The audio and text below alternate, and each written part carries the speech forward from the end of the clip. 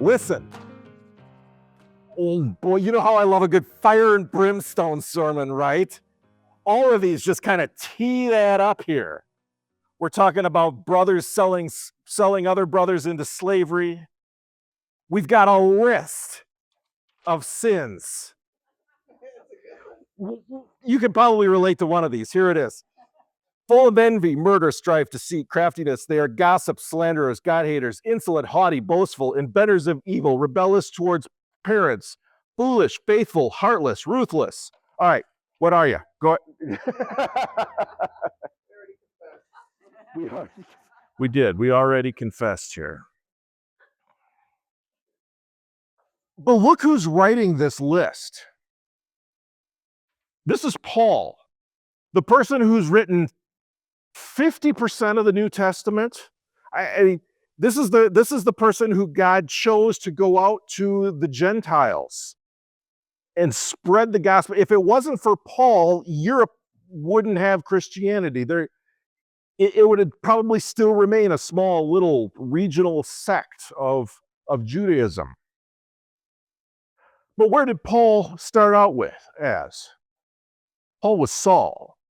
Paul was the greatest persecutor of Christians there ever was. This is the man who God chose to spread the gospel, to start the Christian religion.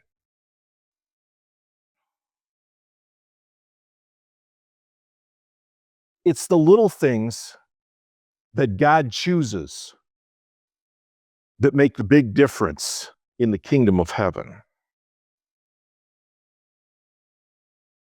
Joseph was not well liked by his brothers. You've all seen the Broadway musical, right? Joseph, the Amazing Technicolor Dreamcoat. I mean, that's the canon, right? That's how we know exactly what happens here.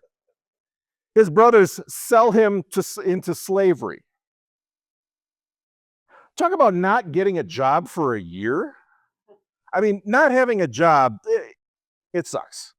We've all been through it, I think, from time to time, not having a job, wondering where the paycheck is going to come from, wondering exactly how we're going to pay the electricity bill, how we're going to move on with our life. Joseph gets sold into slavery, gets imprisoned down in Egypt. It takes years for him to find suitable work. He finally finds suitable work, leading Egypt, getting them through the famine. And then years later, he meets his brothers again. And he says to them, you thought you were the one that was the cause of me coming down to Egypt. But it wasn't you who sold me into slavery. It was God putting me where I needed to be in order to get to where I was going. We don't like going through it.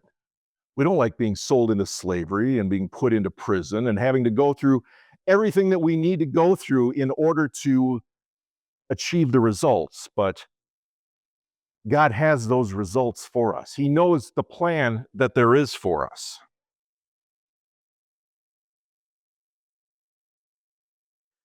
Yeah, our sermon, our scriptures today, they're full of shame on you.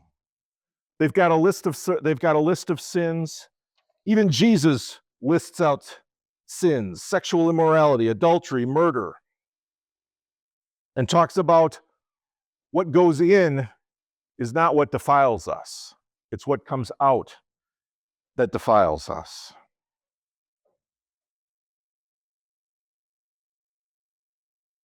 But as we're going through all of these, as we're sinning in our day-to-day lives, as we're suffering, trying to figure out exactly what is going on,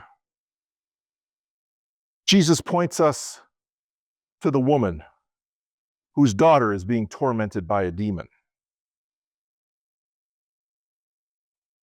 Lord, help my daughter who is being tormented by a demon. Jesus says, go away.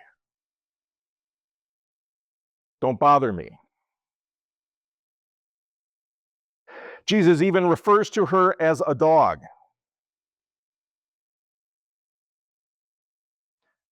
The banquet is for those who deserve it. But the woman teaches Jesus something. Even the dogs eat the crumbs that fall on the floor.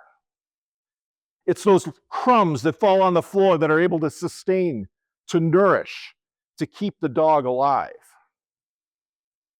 We've talked about a faith of a mustard seed. You just need a little bit of faith that can take you a long way. You really just need a little bit of nourishment from God to sustain you. It doesn't take much. You don't need a conversion on the side of the road where you're blind in order to become Paul. You don't need to be sold into slavery and taken to Egypt and imprisoned in order to become Joseph. You just need to be able to accept those scraps that you're given from day to day, because that's really all you get day to day is those scraps that help sustain you going through that day-to-day life that sucks, because you have no job, or you have an illness that you have to overcome, or whatever it is that we suffer from, and we always say, woe is me. God is giving us those little scraps to help nourish us, to help sustain us. Those little scraps, day after day after day, become what? They become the banquet feast. They become the table that is set before us so that we can become a community. They become our communion table. It helps bring us together as Christians, helps us to worship the Lord, helps us to bring about the kingdom of heaven. It helps us to realize that day after day, the work that we do as individual events seemingly are pointless, right? If we just look at one at a time, this means nothing. Joseph sold into slavery, life was over, right? But add it all up, it becomes a banquet feast. It becomes a Christian religion as Paul preached the gospel to the Gentiles. It becomes an entire nation who gets fed through 7 years of famine because Joseph was sold into slavery. It becomes a family who gets reunited with Joseph that becomes a religion, becomes a nation of Israel that then persecutes the Christ, that then picks Paul to preach the gospel, that then what? The story gets told over and over again until it has reached us. It's the little things that help bring about the kingdom of heaven. And as much as we don't want to go through, much as we don't have the patience for it, as much as we want it right now,